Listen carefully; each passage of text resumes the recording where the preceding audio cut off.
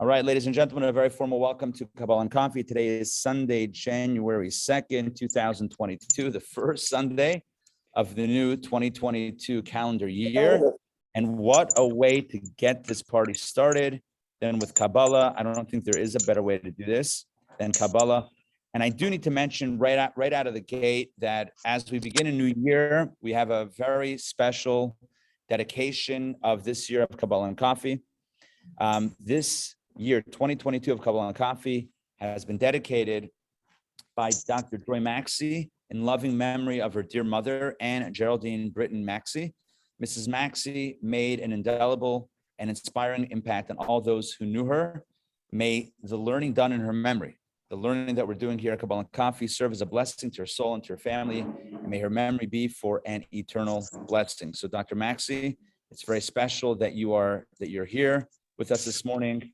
Very special that you've dedicated this year of learning to your mom, and indeed her neshama, her soul should have an aliyah, should have an elevation, and of course the ultimate blessing is, a reunion, right, where everyone's back down here with Mashiach and resurrection of the dead, which we've spoken about in other classes. But you should continue to carry forth your mom's legacy, and thank you for dedicating this year of Kabbalah and Coffee. Thank you. Okay, so I'm going to mute everyone online just so we have a nice clean background. At any time, the way this works is you can unmute, jump in with a question or with a comment. All right, so we're about to begin. The text that we're studying is called Overcoming Folly, and we have a lot to talk about. I'm going to start with, for those that got the email, so the topic of today's class is parallel universes. Parallel universes, which is a pretty trippy concept, pretty trippy topic. But of course, there's a way that this is discussed, a way that there's a language around this in Kabbalah. Much like we did with the Kabbalah, the Matrix, a recently concluded course, there's a language that Kabbalah has about parallel universes and realms. For those of you that have studied Kabbalah before, some of this may be familiar, but I can almost guarantee that some of the twists that we have today will be brand new. For those that are not familiar, I'll do my best to kind of lay the foundation for what we're talking about today. So Kabbalah speaks of, in the Jewish mystical teachings known as Kabbalah, we speak of different realities beyond our own. I mean, the reality that we're in, hopefully we know what that looks like, but beyond our reality, I mean, there's no guarantee, but beyond that, right? We're still figuring out this stuff. But beyond that, there are other realms of existence. And Kabbalah speaks of, in total, 4 worlds. And I'm going to give you the Hebrew names. And then I'm going to give you a translation, typical translation. But then I think more importantly, we're going to discuss what this means. Because it's one thing to get a word, or even in Hebrew, or a translation of a word in English. But the main idea here is to understand the concept, not just the word. But let's start off with the words. So Kabbalah speaks of 4 primary realms. And I must say, before I even tell you the names of these 4 realms, that there are myriad of realms. There are an infinite number of subdivisions and realms within realms and realms between realms. That's why it says, for example, a soul on high, having fulfilled its purpose on earth. It says the soul is Yelchu Michael El Chayil. The soul continues to grow from strength to strength, continues to ascend constantly. It says every moment the soul above, having finished her job on earth, is constantly and continuously ascending. It's like, imagine like an escalator that's constantly moving up. It says on the yard side, on the anniversary of the passing of a loved one, their soul jumps exponentially higher. But that's not the only time the soul ascends. The soul is in a constant state of ascent, which means that there's a steady stream of higher realms within which to ascend. So my point is that when we talk about worlds and realms and spiritual realities, there's an infinite number of gradations of realities. However, generally speaking, we have 4 primary categories, and they are known in Hebrew as from top down: Atzilut, Bria, Yetzira, and Asiya. Atzilut is translated typically as the world of emanation. Bria is the world of creation. Yetzira is the world of formation, and asiya is the world of action. So we have atzilut, bria, yetzira, asiya, or emanation, creation, formation, and action. I already told you that these are just words. Without the concepts, they don't really mean much. So let's try to understand the concepts. So think about, this is probably going to be the clearest way that I can articulate it. It's brought down in these analogies that I'm going to share with you are brought down in Kabbalistic sources. So they're not my own creation, but hopefully they're going to come across with a little bit some modern language. So let's say a person decides one day they want to start a business. That's it. They want to, or hold on, let me backtrack on that. They want to start something new. They want to start something.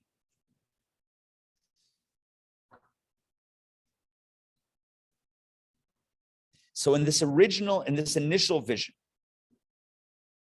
this is not yet articulated what this new venture is going to be. There might be a very, very general, basic direction for this vision. Like, for example, a person might say, I don't know what it's going to be yet, but I want to start a nonprofit. Or a person might say, I want to start a for-profit business. Or a person might say, I want to start whatever it is. I'm just giving two like general categories, right? Let's just stick with two. Either I'm going to start like a nonprofit to help people. I'm going to start a business to also help people to make money, whatever it is. But so there's an initial vision of this is what I want to do. Very general. But it's not yet articulated as far as, not yet broken down what that's going to look like. And at this stage in the kind of dreaming vision process, the person's desire to do one of these things could take on so many different forms. I mean, somebody says, I want to dedicate my life to helping people, right? Not about money, but just helping people. Okay, that's a pretty big category. I mean, there's a lot of ways that you can help people, right? I mean, there's almost an infinite number of causes and ways to help people, even within a certain cause. Like, how are we going to help people this way or that way? It's the possibilities are almost endless. But it begins with a vision. The vision is, I want to help. At that initial stage of vision, it's really open-ended. There's a lot of doors that are, a lot of possibilities that are waiting to be open or that could be open. Choose your own adventure. Somebody says, somebody's vision is, I want to make money. That's what I want to do. Helping people, okay, maybe on the side, as a side hustle. But what I really want to do is make some cash. I want to make money, right? Again, how am I going to make money? Possibilities are endless, right? I could do any number of things. I could do things that have been done before. I could do things that have never been done before. The possibilities are open, but it begins with a vision. It begins with some sort of sense of direction of where I want to go. Not exactly where, but generally speaking, what is it that I'm looking for? That's the vision. After the vision, there needs to be some decisions that are made. In other words, once I set my vision, I know I'm limiting it to two and not doing justice to this conversation by limiting it to two, because I don't want it to seem like this is like what Kabbalah says about visions, either nonprofit or, but I'm just giving you a modern way to think about this, right? Someone wants to create something new, that they want to help people primarily, they want to make money primarily, they want to try to do both somehow. Okay. So once there's this general sense of vision, then a lot of decisions need to be made. Decisions like, all right, so what exactly do I want to do? Let's say a person says, I want to go into business. I want to start a business. I want to start a company. I want to make money and also change the world. But I primarily want to start a business and make money. Great. What do you want to do? What do you want to do? You want to sell something? You want to sell products, services, right? Do you want to sell ads? I'm just thinking of like Google, Facebook, right? What do you want to do? There's so many different things. Apple, primarily selling products. Google, primarily selling ads. Facebook, primarily selling you and I. I mean, there's different ways to do it, right? Different ways to make money. By the way, the rule of thumb is, and I'm sure you guys all know this, if you're not paying for the product, you are the product. That's the rule, right? Right? If you're not paying for it, you are the product. That's the way it works. There's always a price. There's always something to be had. Back to our story. So after the initial vision, which is very broad and very general, there's then decisions that need to be made as far as, okay, so what is it that I want to do specifically? And then when you decide what you want to do specifically, then there are more layers of questions. Okay, so now I decided that I want to make money. All right, that's my initial vision. I want to make money. And I'm going to make money by selling an item. Okay, what does that look like? What does that look like? How am I going to do it? Am I creating it from scratch? Am I buying it from someone and selling it for a little bit more? Like, how am I actually like on the, how is this going to be broken down? How is it going to be fleshed out? Or not how is it going to be fleshed out, but it's about fleshing it out. It's about actually making a plan. If you're with me in the counting, step 4 would be, that was step 3. Step 1 is the initial broad vision. Step 2 is a decision about, okay, where do I want to go with this? Step 3 is fleshing out those decisions and making more decisions and, making a plan, a real plan, a real business plan. And step 4 is launch, where I launch the business, where I launch the nonprofit, but whatever it is that I'm doing, I'm launching. Now, if you have ever started a business or been part of starting a business, or if you have any knowledge about, really launching any creative endeavor, so you will know that there are certainly much more than 4 steps involved in creating something and launching something.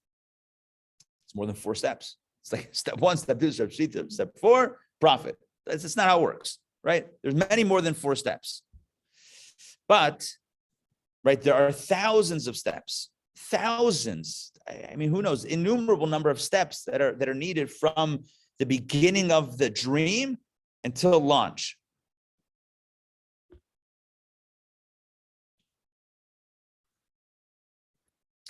But in general, you can kind of categorize it in 4 different buckets. The initial dream, which I call before the vision. You have decision about what you want to do. You have the, what's the word that I wrote myself in my notes? Let me see what I wrote here. There's vision, decision, articulation, where you articulate exactly how it's going to look and what it's going to be. And then there's launch. And at any point between the initial vision and launch, something can get in the way, right? Just ask Elizabeth Holmes and others, right? I mean, think about the difficulty in getting something launched in a way that meets the original expectation. It's so difficult. You might have a dream about changing the world, and then the next step is, okay, this is how I'm going to change the world, and then the next step is, and this is how I'm going to go about this to change the world. But until it launches, it's all a dream. It's all a dream. It's all a story. It's all on paper. It's all an elevator pitch. Until it launches, it's not yet real. Let me add one more. So let me just check. Does this make sense? Yeah. Okay. Let's add one more layer.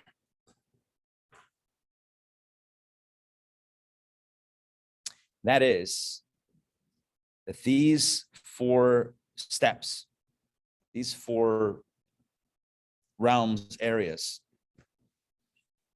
to a creative launch, they exist simultaneously on some level. Think about it. Even after your business launches, right? Does that mean you no longer have the vision? You still have the vision. Yeah, you with me on what I'm saying? It's not like once you've gone through all 4 steps, the only thing you have is step 4. No. If all you have is step 4, that's actually dangerous. Because if you are now doing what you're doing and you forgot why you're doing it, at some point, that's going to cause a problem, right? This is what we would call perhaps the midlife crisis of a business, where we check in at some point and say, hold on, I know what I'm doing, but I don't even know if why I'm doing it is aligned with why I originally started doing this in the first place. And I don't know if I like what I'm doing, and if I want to continue doing this, if it at all speaks to what this was about from the get-go. So it's really important that even as we're doing what we're doing, right, even after we've launched whatever this creative endeavor is, that we're still keeping in mind that we still have in the forefront of our mind and our consciousness the vision, the decision, the original decisions, the articulation, and of course that it's aligned with the final product. So,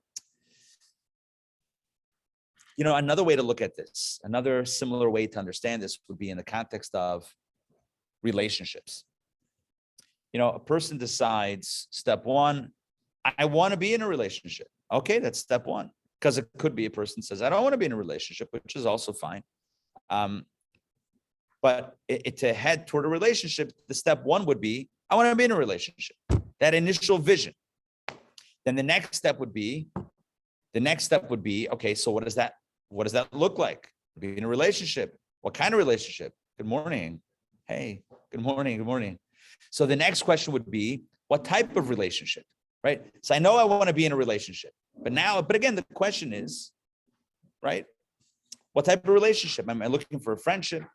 Am I looking for a serious relationship, a not serious relationship? These are questions that I could ask. So I have an initial vision.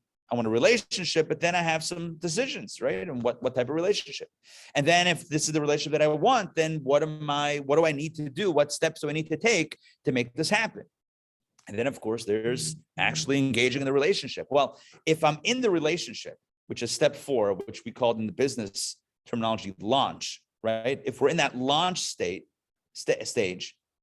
and we forgot about why it is that we got there and how we got there, well, that itself is a little bit dangerous, because it could be now we are disconnected, right, from what we're actually looking for. And that's when we wake up one day and realize, hold on, this relationship that I'm in is not actually what I want.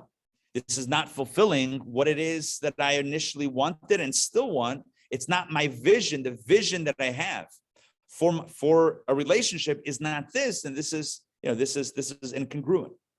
The way I've kind of explained this in the past in other contexts is, imagine an X-ray of a person's spine, God forbid, and you see the spine is going, right, instead of going straight down, it's going this way and then that way and then the other way and back this way. It's zigzagging. So the doctor would say, again, God forbid this should be a situation, but the doctor would say, this is a problem, right? The spine is not aligned. It's dangerous. You got to be in alignment to be healthy. It's no different in life. We got to be in alignment, which means that what we're doing on the ground ideally ought to be aligned with what our vision is, what our spiritual goals are, what our higher vision is, what we see. So in every area of life, it's important not only to know that we need to go through this 4-step process of vision, decision, articulation, and launch, but it's also important that these stages exist in parallel to each other, which means that at any moment I can check in and say, okay, this is what I'm doing, or this is what I'm deciding, but it aligns with all the pieces. I've shared this vis-a-vis relationships before, but I think it fits here as well, because it's also another manifestation of the 4 worlds of Kabbalah. In relationships, there are 4 dimensions. Are there audio issues? You guys are having audio issues, or it's coming through okay? It's okay for me. Okay, all right. Okay. It's skipping. Every now and then we're miss a sentence or 2 or 3, and then it comes back. No. It's really... It might be your connection. I'm going to try my best to do less shuckling. This is called shuckling, right? It's creating everyone's seasickness as they're watching this, right? Okay, I'm going to do less shuckling and more. It says that when we study Torah, there's a natural movement like this, like a flame that flickers. So I'm going to try to be a very smooth flame, and maybe no in and out with the audio. All right, so back to our story. So we have 4 levels of relational compatibility, which roughly correspond to the 4 dimensions, the 4 realities, the 4 realms of Kabbalah: spiritual, intellectual, emotional, and physical. So there's 4 levels of compatibility, because there's 4 levels of, we exist on 4 levels. We exist on more than 4 levels, but these are 4 general categories and levels that we exist on. There's our spiritual truths, our spiritual vision, like our spiritual ideals. Then there's our intellectual world, like how we think, our philosophies, which is distinct from our spiritual values. Spiritual is even higher than the intellectual. Then there's the emotional realm that we have inside, our emotional disposition, what we like. And then there's, of course, the physical. And there's compatibility. There can be compatibility on any one of these levels. A person could be compatible with someone else spiritually. Like spiritually, these 2 people, wow, they align. They have, when I say value, I don't mean intellectual values, but I mean they have spiritual values that align. They have, the core values are right there, meshing. But there might not be alignment. There might not be compatibility on other levels.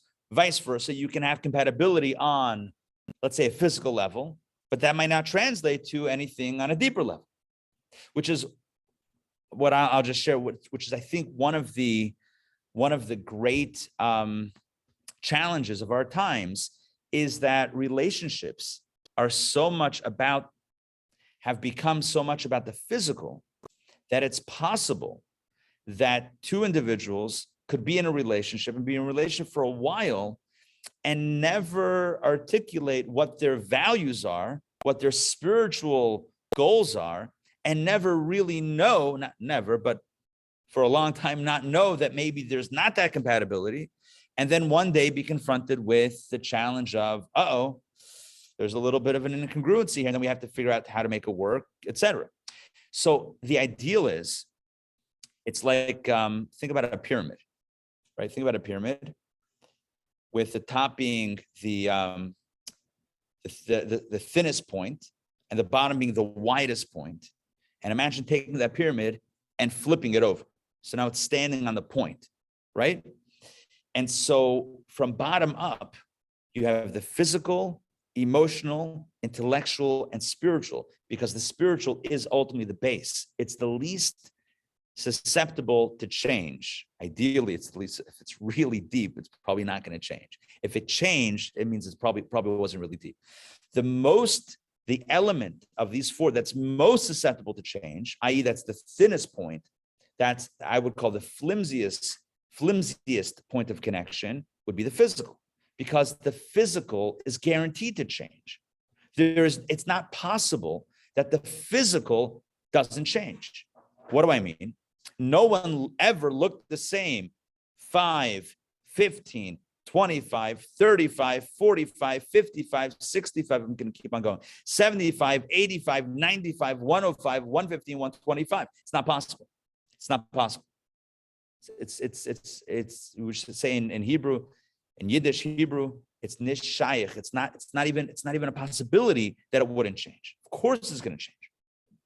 So to build an edifice, to build a tower based on a foundation that is moving it's just not a sound practice. You would never build a skyscraper on top of quicksand or on top of, I was going to say a fault line, but sorry for all my California references, but whatever. It's like you would never build, right? You would never build something that you want to last on top of a foundation that's like, you would never build a pyramid upside down. That's the point.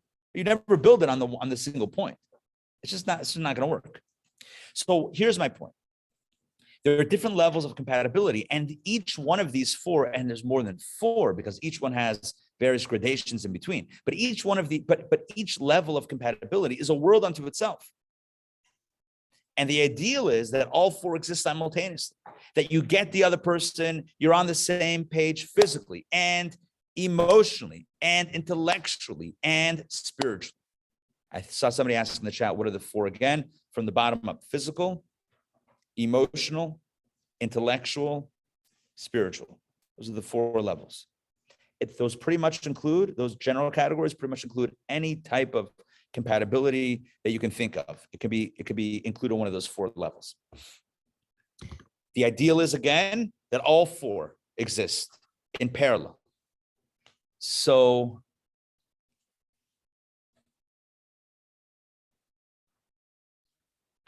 when you're connecting with someone spiritually, it's not to the exclusion of the other dimensions, right? When you connect with someone physically, again, it's not to the exclusion of the other 3 levels, right? All 4 are existing simultaneously. This is what we would mean by referring to parallel universes, different realms that exist in parallel at the same time. It's not like when this exists, nothing else exists. No, this exists and that exists. So Kabbalah teaches, going back to the creative process, which is how we started today's class. The creative process begins with a vision, an inarticulated, non-defined, not yet defined vision. This is, I want to do something, I just try to give general categories before, either something in the nonprofit realm, I want to do something to help people, or I want to do something to make money, but I don't yet know what. It's a vision. And then it's decision time. Okay, what do I want to do in these general categories? And then it's articulation. How am I going to do it? What does it look like? How does it work? All those questions need to be answered. And then launch. You launch it. You launch the project. You launch the business. You launch the product. Whatever it is, you launch it. Atzilut, Bria, Yetzira, Asiya. God was the first creator, right? Right? The source is the first creator. And Kabbalah articulates 4 worlds, 4 steps in the divine creative process. Begins with a vision, then decisions have to be made, then those decisions need to be articulated and fleshed out completely, and then you launch it.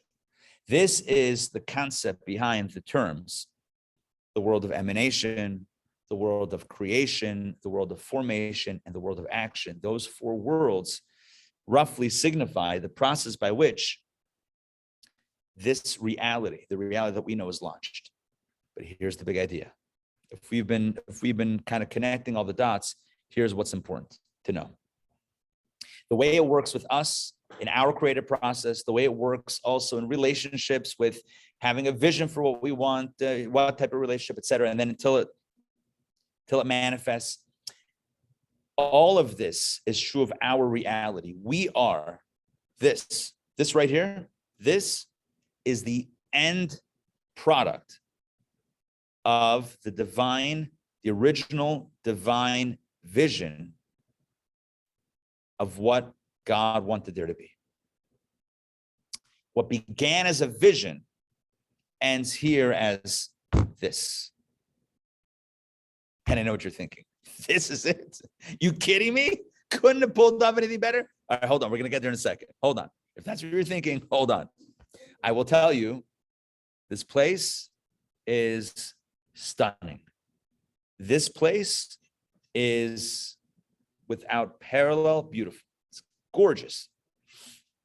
Doesn't mean we don't mess it up sometimes. Doesn't mean we don't have the power to destroy it. We do, and we do. We can, and we do. But this place is beautiful, and that's what we're going to talk about moving forward. But know this, even as this reality exists, and this is very important, even as this physical reality exists, the other 3 dimensions, the world of vision, the world of decision, the world of articulation, in my language, right? And using the terminology that I used before, these other realms exist in parallel. People speak of parallel universes. When I make a decision, there's another reality in where I made the other decision, and they're existing simultaneously. And there's another reality where instead of turning right, I turned left, and then it spins off into that reality. And I would say, all right, sure, maybe, maybe not. I don't know how that affects this reality right here, though. But I'll tell you where Kabbalah comes in. Kabbalah has a bit of a different vision of parallel universes. Not every decision, the counter decision, exists somewhere else, but rather this physical reality with all of its flaws is intimately and essentially tied to the vision. And it's intimately and inherently and essentially tied to all of the decisions and all of the articulations that were made throughout the creative process, which means that if we really want to maximize, if we really want to live, we have to know what these other realities speak about, what they speak to, what they are about, what the goal is, what the vision is, and then we understand what it means to live here in this realm. Because this does not live in isolation. This world does not exist in isolation. This doesn't exist in a vacuum. This exists as part of a continuum that began with a vision and ends with launch. Does that make any sense, what I'm saying? Yes, sort of. Yes, let me check in. Yes. So again, I think I'm trying to define, not I think, I know what I'm trying to do. Trying to define what, when Kabbalah speaks of parallel universes, it's very important to understand this. The world of Atzilut, the world of emanation, is not some far off realm, a spiritual world that exists somewhere else that you have to go in a spaceship to get to a heavenly realm, and there's spirituality. That's not at all the understanding in Kabbalah. Where does Atzilut, the world of emanation, exist? Right here. Right here. It's when you have a business, and I'm moving in and out of the analogy and the analog. So stay with me on this.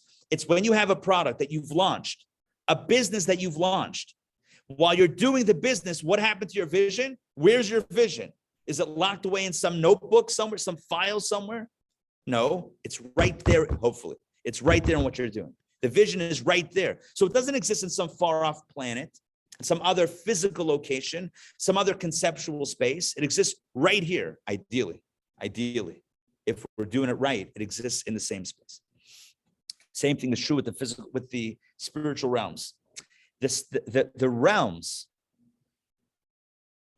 the spiritual realities that precede our physical reality don't exist in some far off galaxy. It's like when we send that new telescope, I forget what it's called already, that new replaced the Hubble, right? They replaced the Hubble last week. Yes. Yes. So with this, I think named after somebody. Probably Hubble was also named after somebody. So anyway, it's not like with a telescope of incredible magnitude, we'll be able to see the world of Atzilut, the spiritual reality, and maybe check out some angels. That's not what's going on here. That's like a misunderstanding. You know what that's trying to do? That's trying to concretize spiritual ideas. It's trying to create limitations of time and space on things that are not limited by time and space. It's like, again, we're moving laterally between examples here. It's like you're in a relationship and you're connecting with someone physically, right? Are your ideals aligned also?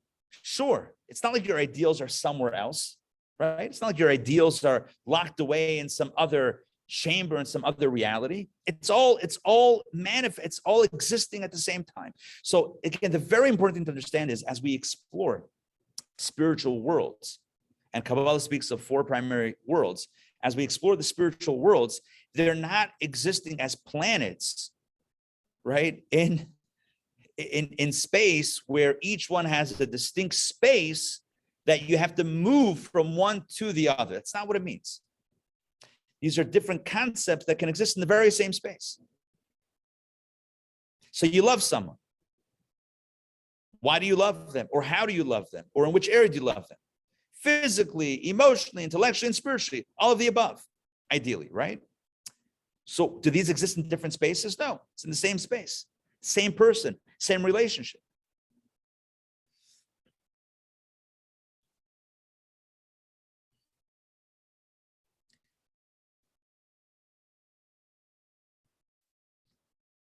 So this leads to probably one of the greatest, I'm going to use the Hebrew word, chidush. How do you translate the word chidush? Chidush. I mean, it's translated usually as novelty, but it doesn't mean novelty. Like it means innovation. There you go. That's a good word. This is one of the greatest innovations of Kabbalah. as distinct from other, I'm not saying all, but some other spiritual paths. And when I say Kabbalah, I mean Judaism as expressed by Kabbalah. In many spiritual paths, the goal is to get away from the mundane, to get away from the lowly, and to ascend and climb higher, so to speak, to something more spiritual. So, for example, in some traditions, meditation is seen as a tool to let go of kind of the physical boundaries, the physical limitations, and be able to connect, to divest oneself of the physical, to be able to become more attuned to the spiritual. In some traditions, life itself, life meaning soul and body, is considered to be not ideal. Why? Because you have a pure soul that's stuck in a physical body with so many limitations, with so much ugliness, inherent ugliness. I say ugliness. What I mean is the fact that the body has physical needs and desires and temptations and vices and all this stuff. And the soul is a pure piece of God. It's a piece of divine energy and divine light. And the soul has to, nebuch. How do you translate nebuch from Yiddish? Nebuch has to, shame. It has to navigate all of these, all of the turbulence of life. So the ideal is to get out. And so you have spiritual paths that are predicated on this, living a life that is divested of physical material needs, right? In certain cultures, certain religions, the goal or the highest form of a human being in that space is someone who doesn't live a life that's tethered to the physical. Are you with me on this? Yes? I don't have to flesh it out, right? We're good? Okay. But the goal is to live a life that's ungrounded in physical experiences, etc. It's like us. And here's where everything, hopefully, everything that I said up until now changes everything and flips it on its head. And this is one of the, in my opinion, most incredible Kabbalistic ideas. When you look at, I'm going to give you two ways to look at it. One, the non-Kabbalistic way, the second, the Kabbalistic way, and I'm going to use a tone of voice that is Talmudic in nature. So follow with me. When you look at, and a thumb also, you have to use a thumb. When you look at, yeah? I like the warning. You like the warning? I figured, because otherwise, like, what are you doing? Like, I'm just explaining. This is how it works. All right. When you're looking at the world, when you look at the evolution or devolution, the descent of the worlds from source to launch, from source to concrete reality, as further steps away from the source, yeah? The source is where it's at. And then successively it got worse and worse and lower and further away from the light. The light diminished and the darkness grew until we have this space, a world full of lies and falsehood and physical temptations and all of the ugliness that exists also in this world.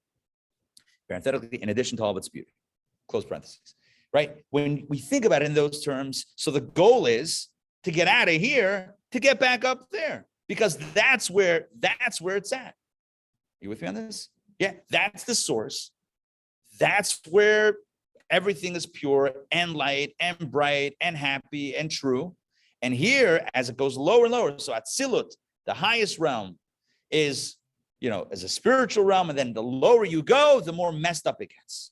If that's the perspective, then what's the conclusion? Let's get out of here. How do we get out of here? And what's the goal in many spiritual paths is to get out of here. Whether anyone's going to say that out loud or not is a different question. But if you think about the philosophies behind many movements, spiritual paths, it's about getting out of here. And Kabbalah says, you got it wrong. You got it wrong. Why? Go back to the business. Go back to the business. Think about the business. You had a vision, you had an initial vision. You wanted to change the world. You didn't yet know how. You knew you wanted to change the world. Then you went through the steps. You thought about it. You decided, you articulated, and then you launched. Let me ask you a question.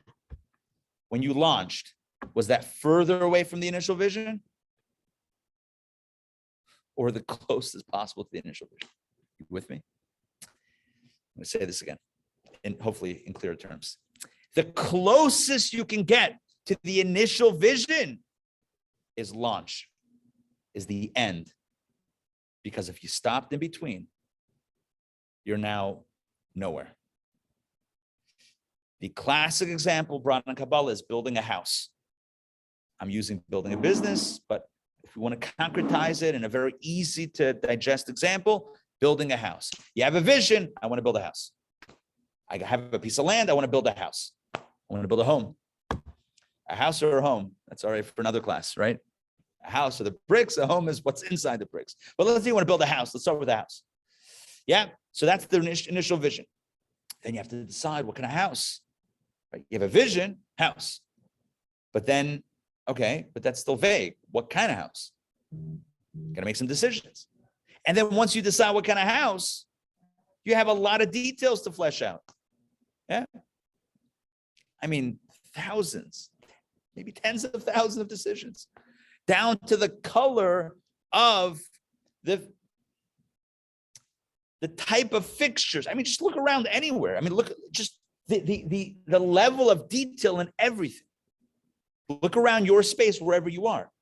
The level of details, either you decide or someone else decided, someone had to decide.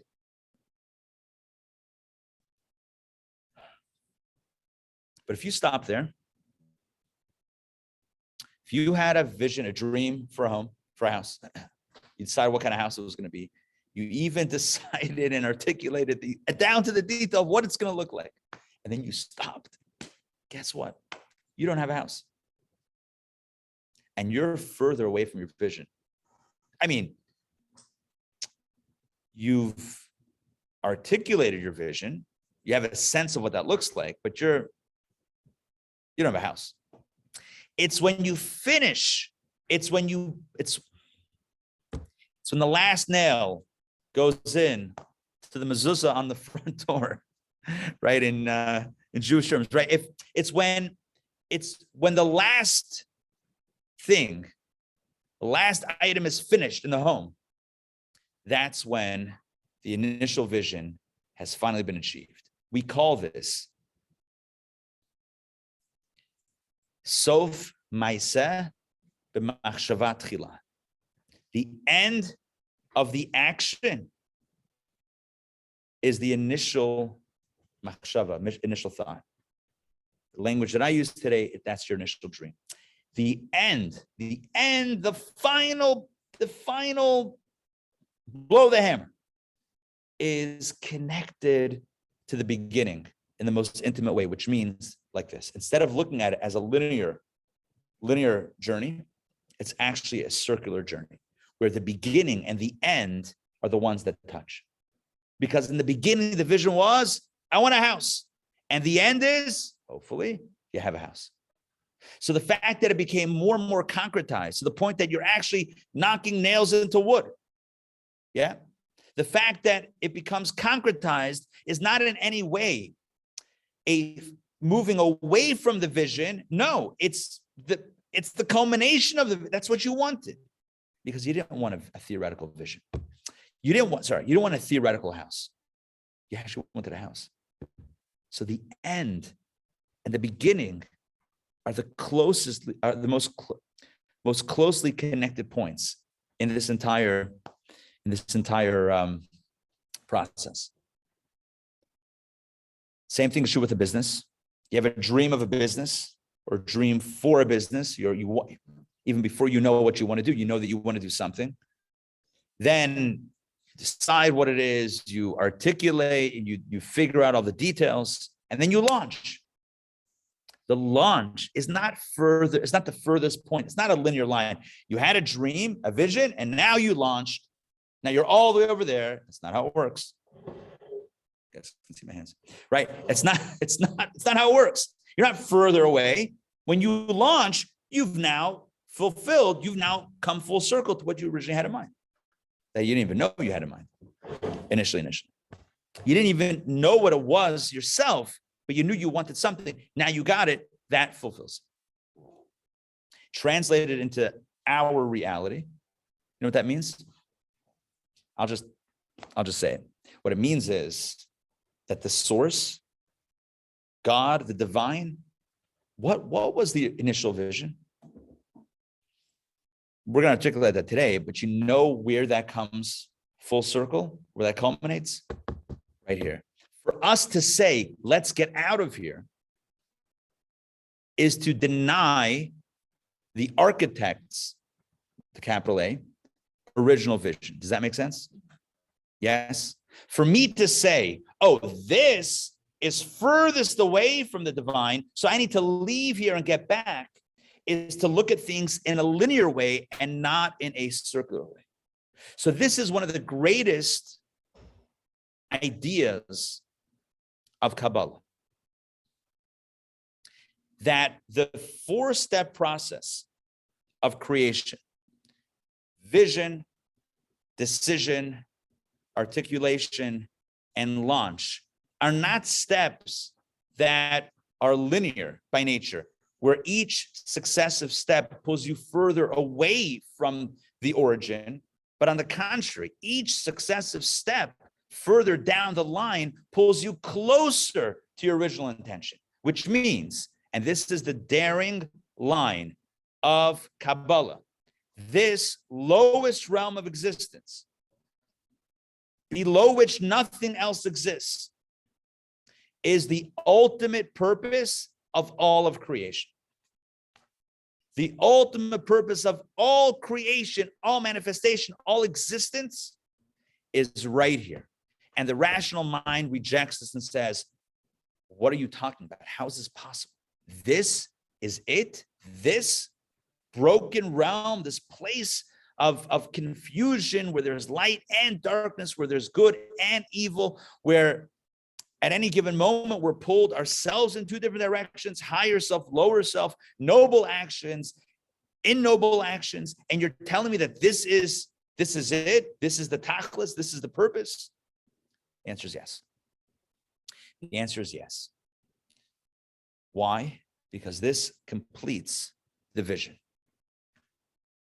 I've said what it does, but I haven't said how. So now let's advance this conversation. How does this reality fulfill the initial vision? And what was that initial vision? Well, let me say that again.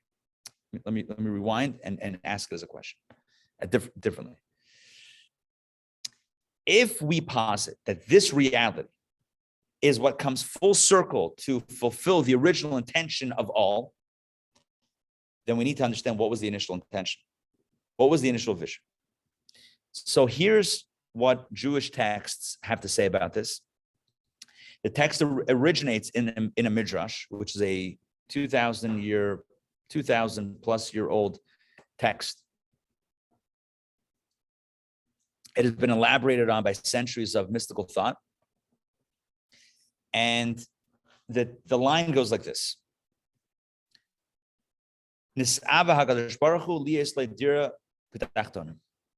God desired to have a home, a dira. Dira means a home. Well, bayit is a home. Dira means a dwelling space. Dira means a place to live. God wanted to have a place to live. I'm just going to call it a home. A place to live in the lowliest of realms. That's the vision. The vision is a realm that's low, a realm that's seemingly disconnected, and in that space, that God should have a home.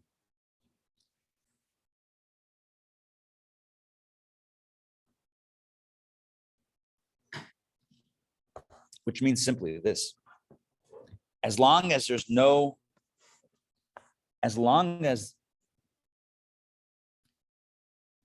if you don't have a lowly realm, then you can't build a home in the lowly realm.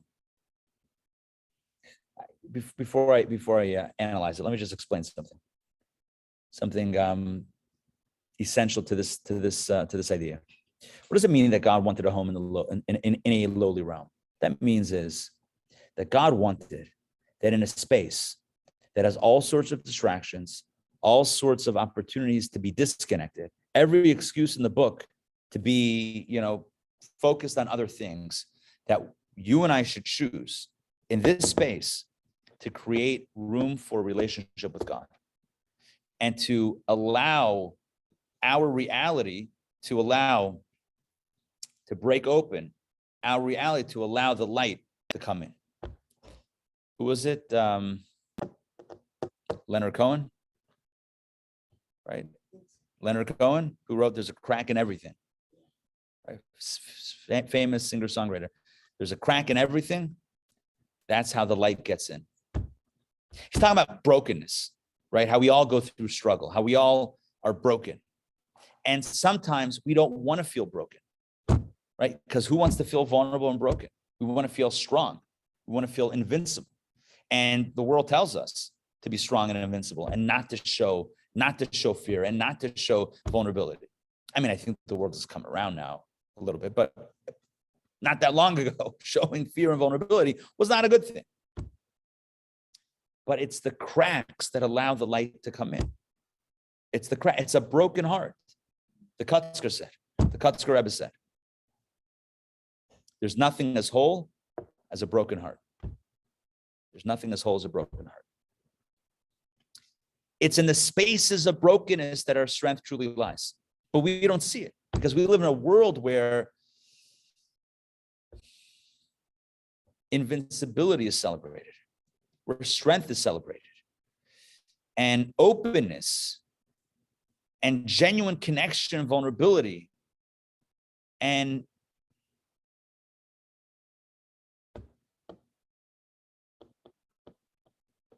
think about our reaction when somebody offers help. For many of us, our natural reaction is no thanks, I got this. We don't want to even admit to ourselves that we could use some help. We're not ready to receive. We just want to be givers. We want to give and do and show ourselves in the world that we're capable and competent and strong and successful. And to be able to say, I don't have this, I need help, is like the worst in our minds. It's the worst. It's the most human. It's the most human and it's the most divine. It allows the light in. When we say the emptiest vessel is a full vessel, when the cup is full, it has no room to receive anymore, right? When a cup is full, there's no more space. When you empty the cup, now it's a vessel. Now it's a keli.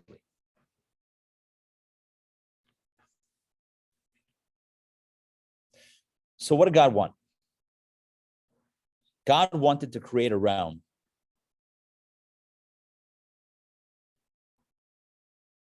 where it's very complicated.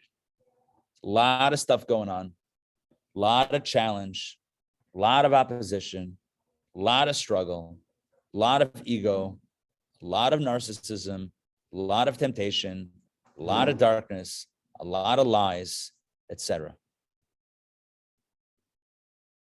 And in that space, God wants us to choose to create space for him.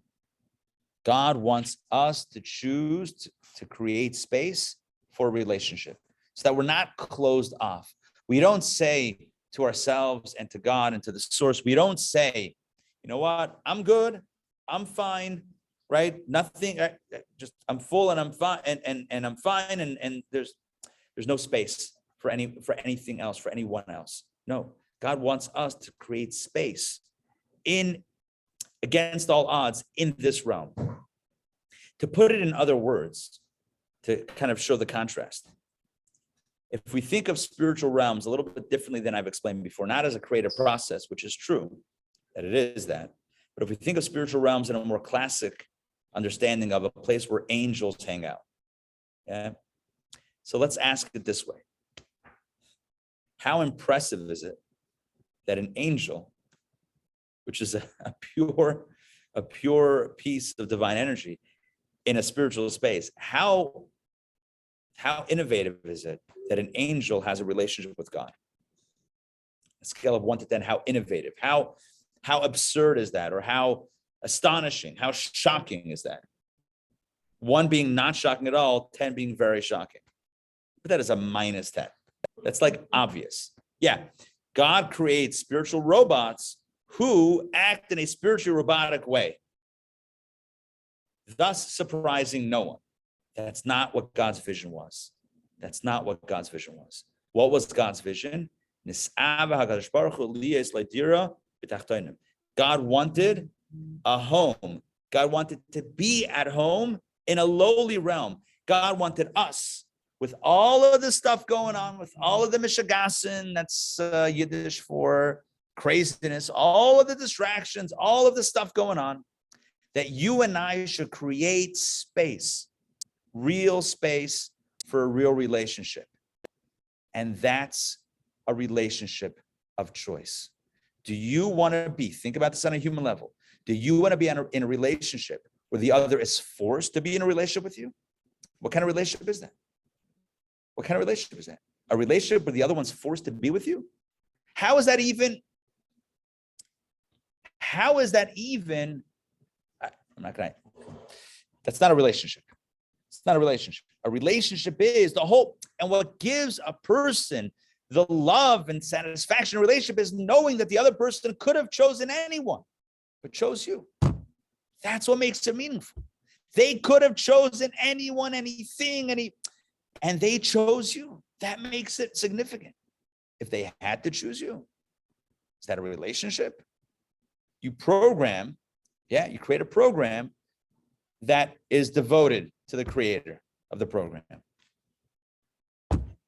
And then it's devoted to the creator of the program. Wow, that's amazing. Slow golf clap. I mean, like, what are we doing here? Right? It's not what God wants. If we want to put it in other terms, God wants a real relationship. And you know what a real relationship is? Where there are choices. What makes a relationship part of what makes a relationship so valuable, in addition to all of the other themes that we've discussed and themes we haven't discussed, is the fact that that other person could have chosen anyone, and they chose you. That's what makes it significant. Yeah, Darren. So does that mean inherently that by philosophy that prearranged marriages are not relationships? I would say Can you repeat the question, please? Yeah, the question is, so then a prearranged marriage would, by definition, not constitute a real relationship. I would say that it starts the relationship off. There can always be subsequent choice, but it starts the relationship off in a space where it's definitely not in that choosing freely space, which makes it less of what we've been talking about. In other words, the short answer is yes, I agree with you. Yes. Yes. Rabbi? Yeah. But Hey, I mean, excuse me, in a sense, if both sides are putting in their criteria, so it's been a facilitator to be able to connect. It's a facilitation. What's And a a matchmaker. Oh, no, yeah. No, I don't think Darren was talking about a matchmaker. Oh. Right? No, matchmaker is different. Matchmaker is different. Matchmaker is you know what a matchmaker is? I'll tell you what a matchmaker is. You move to a new city. Yeah, you move to a new city and your tooth is hurting. And you don't have a dentist. You have a dentist back home, but you don't have a dentist here. Yeah. So you know a few people in the city. And you say to them, hey, I need a dentist. Do you know a good dentist? You look around for a dentist, and then you find the dentist, you go to the dentist.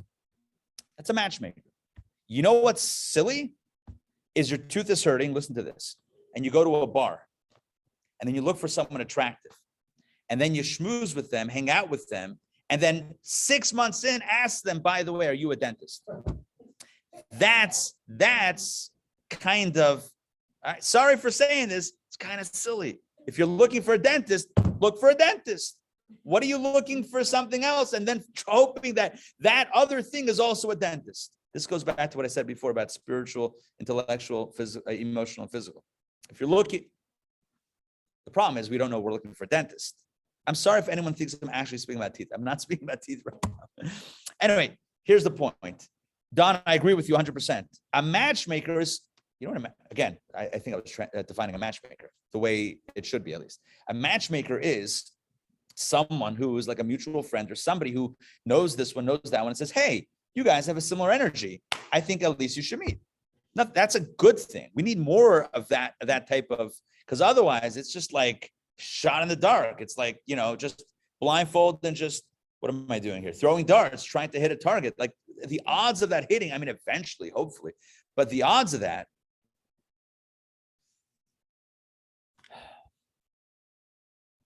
So I'm not familiar with Spider-Man, the movie, the original. Is anybody familiar with Spider-Man with Tobey Maguire? Yes, no? Apparently there's a scene in the opening where he's in a cafeteria and something like food items are falling and he moves his tray around and catches everything. And apparently, according to Reddit, at least, this was not done with computer. It wasn't artificially generated, computer generated, CGI. It took him 156 takes to catch 156 takes. I think Drew Barrymore was in that scene. Does that make sense? It was Tobey Maguire and Drew Barrymore. Anybody familiar with this? Doesn't actually really matter at this point, that level of detail. But I was thinking about this in this context. Yeah, after 156 tries, you might find a dentist. Right? But like, why waste so much? It's a lot of, I don't mean that, but it's like, let's go. If we know what we want, let's look for that. And a matchmaker can help find that. But the really what it comes down to is, right, getting back to the original point here is, a relationship is significant when there's an element of choice.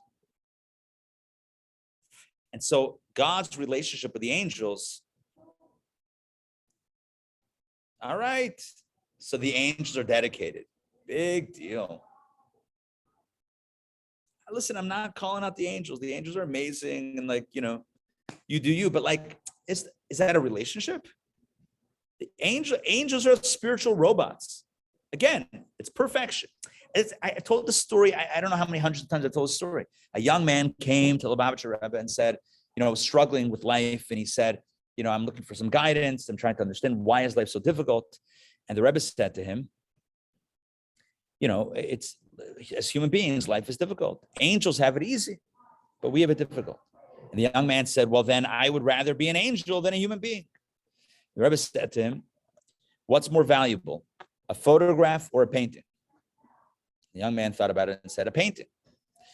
The Rebbe said, why? A photograph is perfect and a painting is not perfect. And the answer is because it's the imperfection that's actually beautiful. There's beauty in the imperfection. There's beauty in the imperfect choice that we make to connect with someone and the imperfect nature of a relationship that has its ups and downs and has moments in which sometimes we question perhaps, you know, like, what have I done? And then we reaffirm, this is what I've done and this is my choice. It's that constant yin yang. It's that constant flow in a relationship that gives it its vitality, that gives it its beauty. It's the imperfections that actually make it beautiful. A perfect snapshot of a relationship, like the angels, is not, it's perfection, but it's not beauty. There's a difference. Perfection is not necessarily beauty.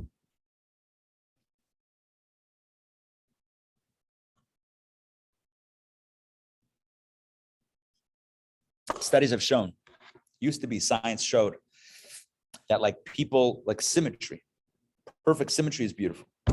And then we realized as we studied more, that if you can break the symmetry a little bit, it's even more beautiful. It's like perfection is nice, but imperfection is even nicer. Once read a long article in Wired magazine about this, about typesetting. Read Wired magazine, the print edition, you'll notice sometimes like the layout, typography, it's like, it's a little bit, it's not symmetrical. It draws the attention. There's something captivating. There's something beautiful about lack of symmetry. You notice some of the art here is like on an angle. Maybe that's why. Kidding. Anyway, so here's the point. God's vision, the initial vision, as we understand it, is God wanted a real relationship with imperfect human beings. That gets realized right here. That does not get realized anywhere else. Everywhere else is a step along the way toward the ultimate goal of this. Thus, in Kabbalah and in Judaism, same thing. The desired goal is not to escape this space.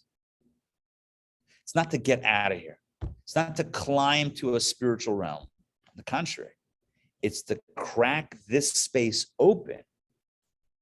It's to fracture the shell a little bit, the klipa, the shell, and let the light in. This is true when I say fracture. Think about any human relationship. The first step in a relationship is creating space for another person, for another human being. Without the creation of space for the other, where do they exist? The first step is cracking open our ego. The first step is being open to becoming a receiver. That's the first step. The first step is becoming vulnerable. Without that vulnerability, without that cracking open, right, then nothing can get in, then there's no relationship. It's not a relationship, it's two beings in proximity, bumping up against each other. But that's not a relationship. A relationship implies space. And space requires breaking oneself open a little bit. Doesn't mean to devastate oneself. No one's talking to any extremes, but it means breaking oneself open, realizing what one has and also what one doesn't have. It's a healthy process. Know thyself. For some reason, I'm speaking in an older English terminology, thyself. I don't know why. But yeah, it's knowing who you are, knowing who you're not, knowing the limitations, knowing the contours of your own existence, where it is, where it's not, what my virtues are, what my liabilities are. It's breaking open. It's being vulnerable. If my goal in a relationship is to show how perfect I am, might impress the other for a minute, it's not the key. It's not success. It's not the key to a long-term successful relationship. If I always have to be perfect in a relationship, that's not going to work. Well, I mean, that's not going to work. First of all, it's not sustainable because at some point they're going to see through it, right? Because we're all flawed. Sorry for being the bearer of bad news, but it's not possible otherwise, right? So it's not authentic, but it's also doesn't give space for a relationship works because each one is giving and each one is receiving. There has to be giving and receiving. If there's no receiving, then there's no giving either. So what's the point? The initial vision is a space where God can have a real relationship, not a forced, not a coerced relationship, not a robotic relationship, but a real relationship. And that exists right here. And so in this realm, that is seemingly the furthest from the divine ideal, seemingly furthest from the divine ideal, Kabbalah says that it's the closest. Kabbalah upends the formula that typically drives spiritual paths and spiritual beliefs. The typical trajectory is, this is bad, that's good, let's leave this and go there. So let's meditate, levitate, climb on top of a mountain, seclude ourselves from the real world, and connect on a spiritual level. Kabbalah says, find God right here. Crack open this shell. Don't escape to another reality. Find God here.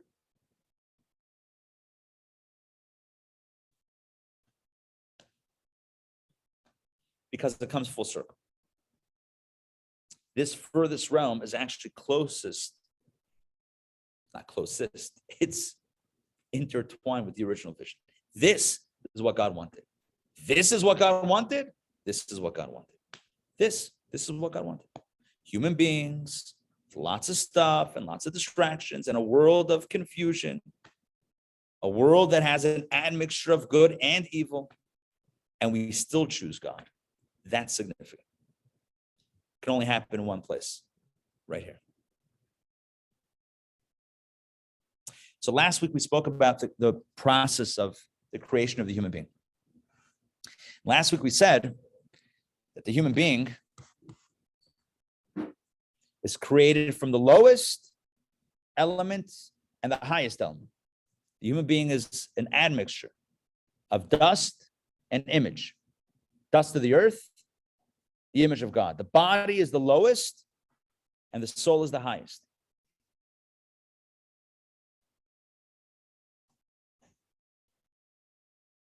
The body was created for the human being in a way that no other form of life was created.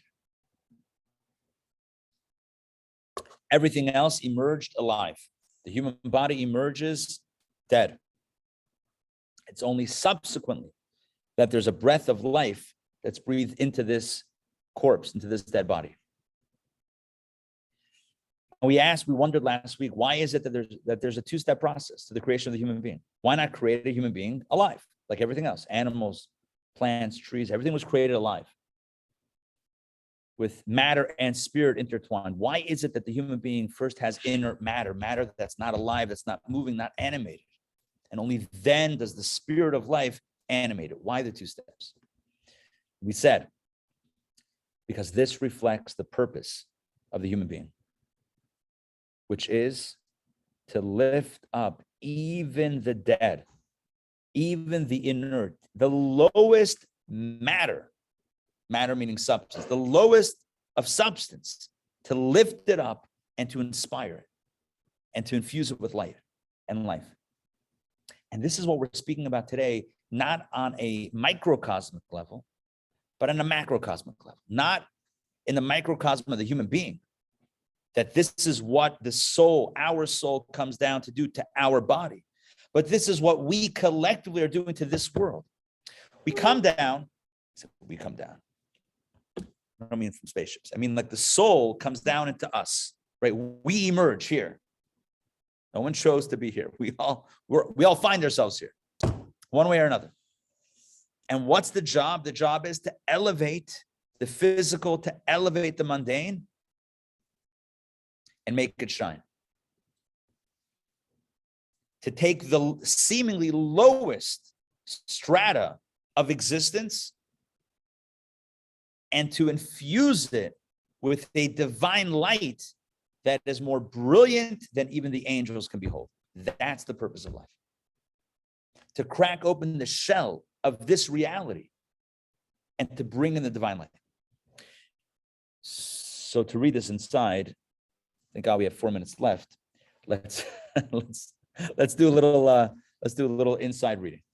This is chapter 3 of Discourse 15. If you don't mind. Oh, that was a very bad toss. Sorry about that.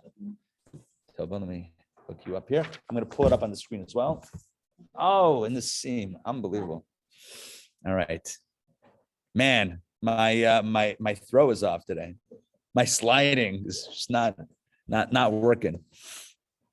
Okay, here we go. I'm going to share my screen. Let's get the PDF up on the screen. This is going to be page 200. If you have a book, it's 234. Hold on. 224. 224. I think so, right? I think we finished chapter 2. Yeah. Chapter 2 last week. Yeah. Tanya? Yeah. Sorry? Tanya? We talking about? No, this is Overcoming Folly. Yeah. Kuntres Mayan. It's good stuff, huh? You can find on Amazon. Yeah, you can get it on Amazon, kahat.com. Based on Tanya, everything's based on Tanya. Tanya is the Bible of Chabad Hasidic philosophy. But this is expanded. All right, let's jump in to our text. Give myself 3 minutes. Okay, perfect. Perfect. That we're exactly where we want to be at. Chapter 3. All right, physical world's advantage. Sounds like a tennis match. Physical world's advantage. This then, he says, is this. All right. Now, first of all, do you have the typo corrected in your edition? No, I mean. This then is the A superior quality. Do you have that double? Is the A? Do you have the A superior or just the? You have the A? Yeah. Someone needs to contact Ahas and tell them they missed the typo here. All right, I'll let anyone contact the publisher if you want to. This then is the A, is the superior quality in the mundane world. Our reality, you'll see how this says what I said, but maybe in a little different way. But this is, this is the superior quality of in the mundane world over the higher spiritual worlds. He calls them higher because on some level they do seem higher. But this is the advantage. This is the superior quality of this reality over the others, and the superior quality in the descent of the soul to invest itself in a physical body and natural soul over its previous status in Gan Eden, that is paradise, where it experienced perfect bittul. That means transparency and unity with God. In other words, as lofty as it was, as lofty as heaven, spiritual realities is, as lofty as the soul prior to its descent below was, it can't touch what it can do here. The Alter Rebbe wrote in Tanya, we do have Tanya here. The Alter wrote in Tanya chapter 36 that the ultimate purpose in creating this world is that God desired to have for himself an abode. I called it a dwelling or a home, an abode among the lowly, among us. God wants this space and you and I to be at home with the divine. This is why there exists the Hishtalshalut, that means the descent of worlds, and their Hishtalshalut means like chain of evolution, and their descent degree by degree through a multitude of garments which screen the light and energy that emanate from him. I'll say this maybe in a little bit clearer terms. This is why the spiritual light becomes diminished, lower. The realms become darker and darker until we get to this space. Why? Not because it's bad, but because it's good. It's going to achieve the original intention. And at the end of the descent, there was created this material and gross world. This is what we call launch. In my terminology, this is the launch. This is where it gets launched. It is this lowest stage, with none lower in terms of concealment of his blessed light, a world of doubled and redoubled darkness, so much so that it is full of klipot and sitrachim. That means klipot means shells that cover, not physical shell, but spiritual, conceptual, spiritual shells that cover the truth. Sitrachim means the other side that oppose God. They proclaim it. It's the ego that says, that declares in our reality, I am and there's nothing else besides me. A person can state with absolute certainty in their mind that I am a self-made person, I'm a self-made man, and I'm a self-made woman. Look what I've done, and look at my ego, and look how amazing I am, and take credit and say nothing else. There's nothing else besides me. Ani va'afsi oid. It's me and nothing else. That's how low this world is. A world that is literally with the imprint of its creator can deny its creator, can believe that there is no creator. And yet, what's the purpose of all? Right here. I.e., the purpose of the Hishtalshalut of the spiritual worlds is for this lowly world. What is the purpose of why the whole process gets started, why everything starts unfolding? It's to get to the end product, which is this. I.e., the purpose of the Hishtalshalut, I'm going to say that sentence again, start it again. The purpose of the Hishtalshalut means the evolution or devolution of the spiritual worlds, is for this lowly world. Because, why? Because such was his blessed will. This is the vision. Blessed will means the vision, that he derives satisfaction when the Sitra Achra is subdued, when the ego, let's just say it in personal terms, when the ego is broken and darkness is converted to light, when we let the light in. For this purpose, man was given the ability and strength to be able to overcome the animal soul. This is why you and I were created in this way, as we said last week. This is why you and I are created in a way where we have a body that's so low and a soul that's so high, because the purpose is that the light of the soul should break open the body a little bit, and thus split open the facade of this world. This world seems so autonomous, so self-run. We spoke about this in the Matrix course a little bit. Nature, it's all about nature and science. And really at its core, it's all create, everything, even nature itself is divine. But it's about a consciousness, about opening up to this reality. Okay. This takes us to our time next week. I'm going to round this out in a moment and kind of hopefully bring this together. But just to note, we are in the middle of chapter 3. We just started this week. Next week, we're going to get into, it's called here the war on evil. We're going to get into the dangers of this project. I'm calling it a project. What are the dangers of this endeavor? It's not a slam dunk. God wants, this is the riskiest. It's so risky. So risky. You create a robot, you program software to love you, there's no risk. There's zero risk. You create a realm that could go any direction of its choosing and then hope they love you. Man, that's risky. And that's vulnerable. God tells us about vulnerability in relationships. That's one major lesson here, right? This is vulnerability. But that's what makes it authentic. Otherwise, it's not a real relationship. It's a program. What makes it real? What makes it real is the vulnerability. Is the fact that it could go any number of ways. And because of this mission, this goal is fraught with danger. And sometimes it's not going to work. Sometimes it's not going to work. Ultimately, it's going to work. Like universally, it's going to work. But we don't always get it right. What does getting it right even look like? Right? Think about a relationship, right? Getting it right. It's a moment by moment situation. In any moment, I ask myself, am I open or am I closed? Am I vulnerable? Am I stoic? Right? Am I real? Am I genuine? Am I authentic? Or am I fake? Am I artificial?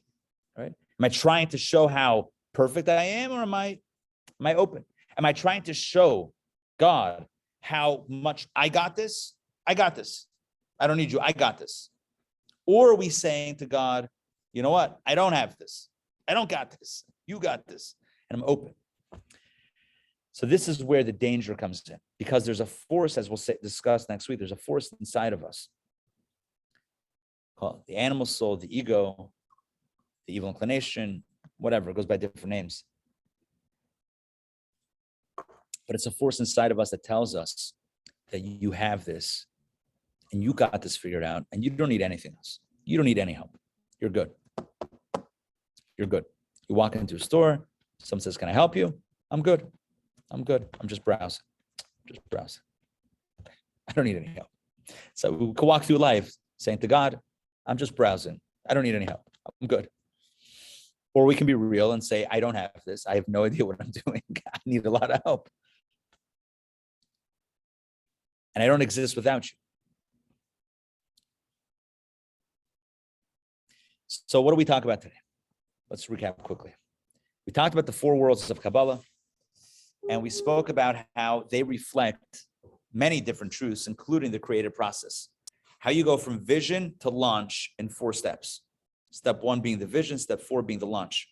The big idea that I was trying to evoke from this, which hopefully came out, is that when you go from vision to launch, you're not moving in a path that pulls you further away from the beginning, but it actually pulls you closer to the beginning. It's a full circle, because your vision, right? If you launch correctly, then that speaks to your vision. The end of your action is what you originally had in mind, if done correctly. This is the big Kabbalistic idea, the breakthrough of Kabbalah vis-a-vis perhaps other ways of thinking. It tells us that this reality, this world that we live in, which is launch world for God's vision, is exactly that launch world for God's vision. Not furthest away from the divine, the lowest and the darkest of the realms, and therefore the least desirable. But on the contrary, it's the most desirable because it's here where the original goal, the original vision can be attained. It can't exist anywhere else. God's desire for a relationship cannot happen anywhere else except for right here, in the realm of vulnerability. This reminds us of a few things. Number one, how high the stakes are. Number two, as we'll discuss next week, how fraught this is with danger because it's not created in an automatic way. It's not created in a robotic way. We have that free choice. We have lots of options. So it's fraught with a lot of danger. We could get it wrong. But it also reminds us just how precious this life is and how beautiful this reality is and how we should not take any of this for granted. We exist in the most beautiful of spaces. So I'll conclude with this thought. Maybe it's a meditation, maybe it's a thought, maybe it's all the above. Kabbalah says that the angels, the greatest angels, and the souls on high, look toward us and recognize the light that we can create down here, the relationship that we can forge down here, and that is the greatest light and the greatest relationship possible. And the angels, this is a terminology that's used in Kabbalah, the angels are jealous. I think we're projecting emotions on angels, but whatever. But if they could feel, they would be jealous of the type of relationship that we can have because they can't choose a relationship with God. And on some level, sometimes we might say, I'd rather be that. I'd rather just be in the relationship and not choose it and just, it's where it is. It's where it needs to be. But it's much deeper here. It's the deepest space. So let's treasure every moment that we have here. Let's not take any breath that we have for granted. So begin a new year, 2022. Let us savor every moment and recognize that every single moment of life is an opportunity. It's an opportunity that we can choose to fill with meaning, with connection, with openness, with vulnerability, with authenticity, with truth. You can choose the other options, but why focus on the negative? Every moment is an opportunity, and it's priceless. Thank you for joining me today for Kabbalah Coffee. I look forward to seeing you, please God, next week. Remember, everyone's invited also to join us in person or online or both. If you want to get the simulcast, it's also cool. It's like people that go to the game, go to the football game. Then you also have, remember back in the day, people used to listen to the radio to get the call. Although I understand the wisdom of that. I remember the first time I grew up in Pittsburgh, first time I went to a Steelers game. And it's you have to kind of figure out what happened by yourself. This is before the jumbotrons and the big screens that broke everything down. You're kind of the plays were happening. You're like, okay, I guess they scored. I mean, obviously you could tell that, but it's cool to have the breakdown. What's my point? I feel like I'm off topic over here. Here's the point. Join us in person or online or both. But just, it's great to have everyone part of this as we begin 2022. It's great to have this. And Dr. Maxey, a special thank you once again for sponsoring this year of Kabbalah Coffee. And our loved ones look to us to continue those connections. One way to think about it is a relay race. With the batons, everyone runs and then they hand. Every generation, they run, they do their job, and then they take the baton, they hand it to us. And all they want us to do is keep on running because the race is not over. All right, thank you for joining for Kabbalah Coffee. A few quick announcements. Announcement number one is that next Monday night, a week from tomorrow night, we're starting a new series called How to Think Like a Hasidic Master. So if you want to get inside the mind of the Baal Shem Tov, if you want to get inside the mind of the Maggid of Mizrich, of the Alter Rebbe, of the Berditchever, of Rebbe Melech, of Lezhensk, or Reb Zusha Anipoli, etc. And or if you want to know who these people are, then join us for this 4-part series called How to Think Like a Hasidic Master. It's being taught by Mrs. Naomi Freeman, who is a tremendous scholar and just a superb mystical mind. She's going to be teaching this course starting next Monday night. So check out the website for more information, Intown Jewish Academy.org. Now, next Tuesday night, so a week from Tuesday, this is a very unique opportunity. We have a live online event with a mystic, a Kabbalist, a rabbi, and a doctor from Melbourne, Australia. I don't know if Australia is shut down again, but I know they've been shut down for a little while. But he's going to be joining us live on Zoom, Rabbi Dr. Label Wolf. We've had him many times speak for us in person. He did an event for us last year online. He's tremendous. He's going to be doing a Kabbalah and meditation session. It's called Mastering Our New World. That's the topic of the event, Mastering Our New World. Next Tuesday night, whatever the date is. The 11th. January 11th. Thank you. Then we have another spiritual opportunity is at the end of January, 25th and 27th, 2 opportunities, Tuesday nights or Thursday afternoon. I will be teaching a 6-week course called Meditation from Sinai, right? Meditation from Sinai. A Jewish path of spirituality and meditation, 6 parts, each of which includes meditations and spiritual concepts. So if you've ever wondered about Jewish spirituality or want to learn more about Jewish meditation and the distinction between Jewish meditation, Eastern meditation, etc., and all of the above, join me for that 6-week course starting January 25th, Tuesday nights at 8 online, or Thursday, January 27th at noon in person. Those are the 2 options. Rabbi, Tuesday night at 8 online, or Thursdays at noon, and 6 consecutive weeks. Yeah. Rabbi, is Rosh Chodesh tomorrow night? That's an excellent question. Okay. And here's the thing. I should know the answer. Now, notice I said should. And notice I said it's an excellent question.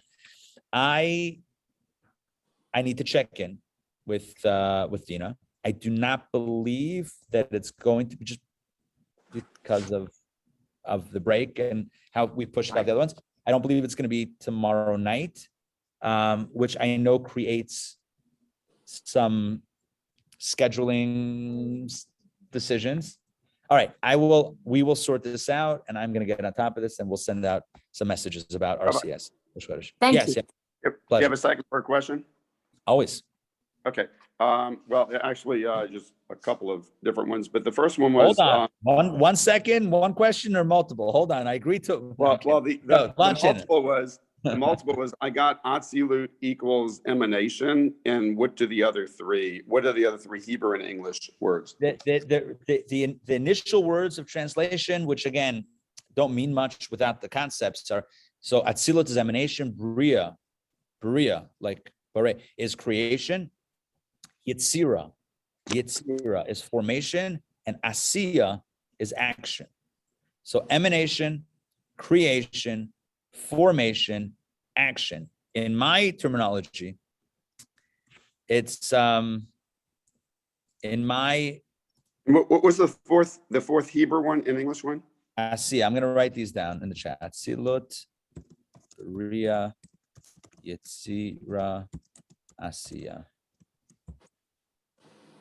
Emanation, formation, and action, right? Action. Yeah, emanation, creation, formation, action. In my language, it's vision, decision, articulation, and launch. It's basically the same thing, just in different words. Okay.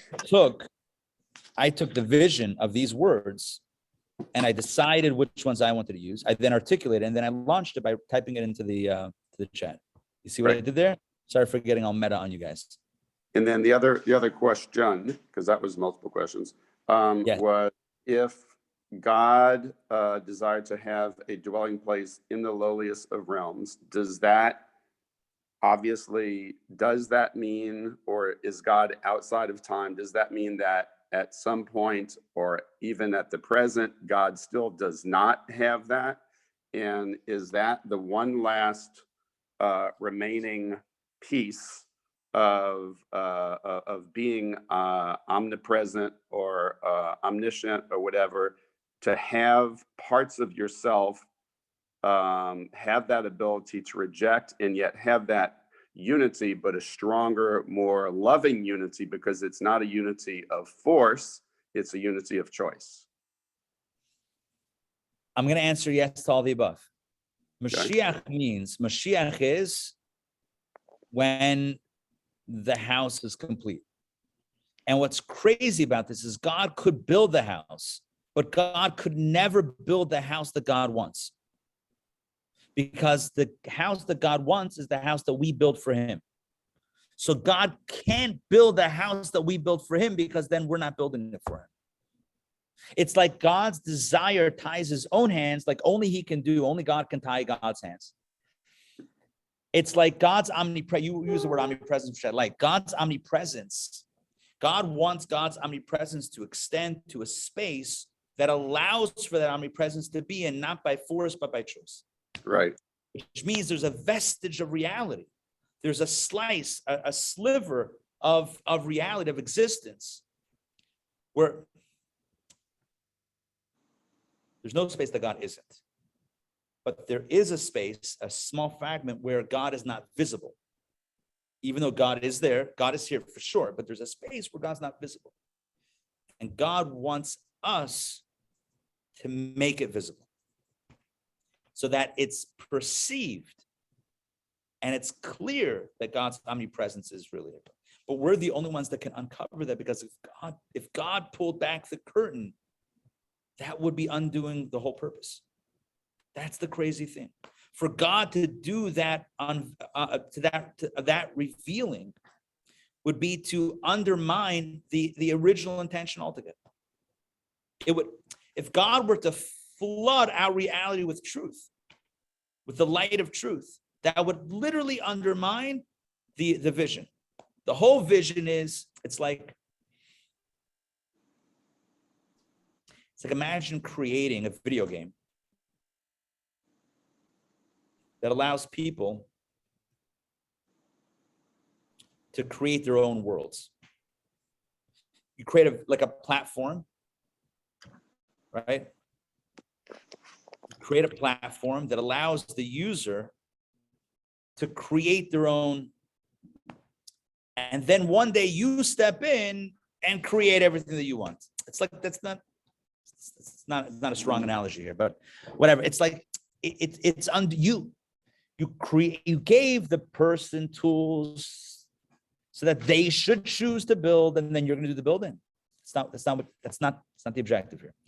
Anyway, but yeah, the answer to your questions are yes.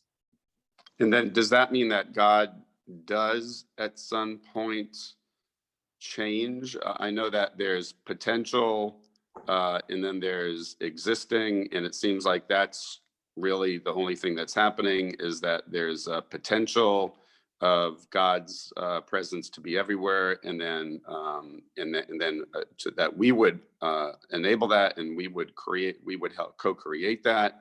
But it does seem like there's something that if God does this, God's doing this for a reason, because there is no waste in nature. There is no arbitrary use of energy in nature. So if God's doing it, it's not arbitrary, it's for a reason. And, is that reason that there is some real change that happens within God? I mean, within this, even though it's going from potential to no change. No change. How is that possible? We say this in the prayers every morning. You were as you are before the world was created. You are as you are after the world was created. It's in the liturgy, in the Siddur.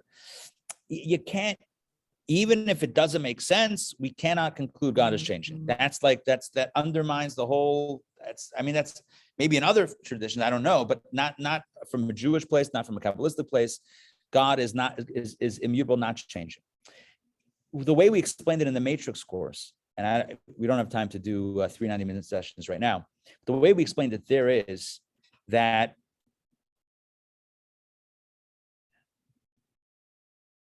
the existence of other is our perception, but not necessarily the reality, the true reality.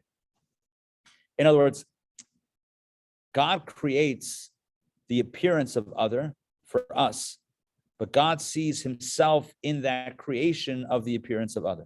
In other words, that darkness, that concealment itself is also divine. So God sees himself in his own withholding. It's like the parent that holds back from helping the child so that the child should do the thing on their own. That withholding is not the absence of the parent, it's the presence of the parent in that withholding. We're dealing with, these are subtle concepts, but the short answer is God does not change. How we understand it, all right, we need to explore it more, and we need more language of articulation, fine. But and we don't have time for that right now. But the short answer is no.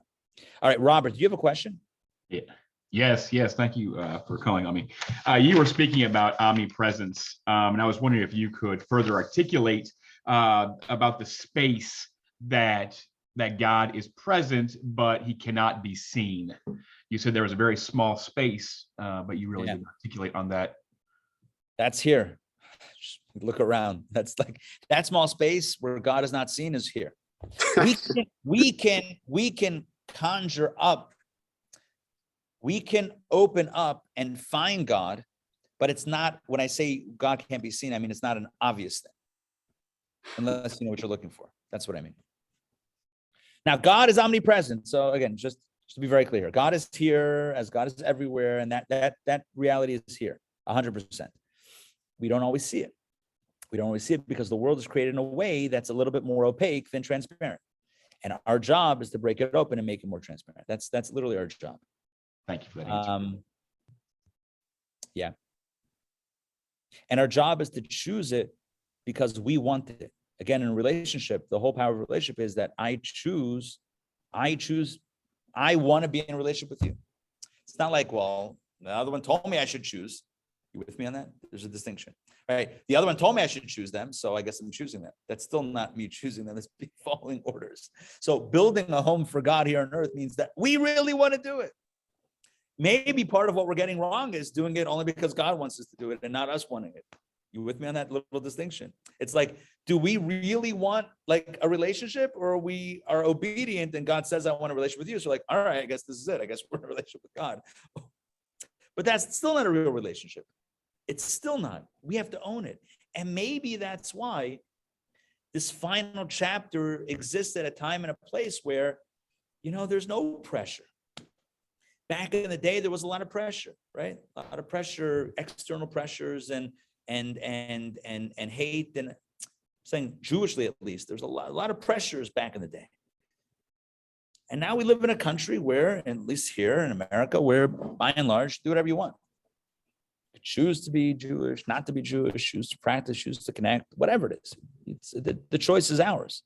So like now the question is, okay, so what do you really want? There's no coercion. There's no carrot, there's no stick. Right? It's not like the light, every time we do a good deed, a mitzvah study, it's not like the light starts flooding in, like literally. And otherwise, it's not like we get zapped if we do the wrong thing. It's like now it's our choice. What do you want? Now, what does God want? First of all, that doesn't even work with the younger generation. Do a mitzvah because God wants you to do it. See you later. What are you talking about? God wants me to do it. The message today is do it because you want a relationship. And I think that's the ultimate frontier. It's when you choose the relationship because you want it, not because the other one wants you to choose. If someone gets down on one knee and says, I really want to be, I'm literally getting down one knee here. Sorry. Somebody gets down on one knee and says, I want to be in a relationship with you. And then you feel coerced to say yes, because they're making, that's not the greatest way to start this. I'm not saying one person shouldn't get down on a knee and whatever. That's like, almost tradition at this point. But like, it should really be coming from both. It's not like I feel guilted into doing it. Like I feel guilted into saying yes because we're now on the, speaking of Jumbotron, we're now at this game at the national championship. And now like everyone's watching my reaction. So yes, right? Yes. No pressure, right? God's going to strike if we don't do what we need to do. That's not a real relationship. What do I want to do? That's the question. So I think this is where we're at. All right, I got to close it. I see Yaakov have another question. Let's close it for today. There's always more. There's Torah is endless, but thank God we have next week. Please God, we'll have next week to study together. Thank you all for joining. We'll see you Shavua Tov. Check out the website for more opportunities as we discussed, and let's continue the conversation. Bye, everyone. Take care.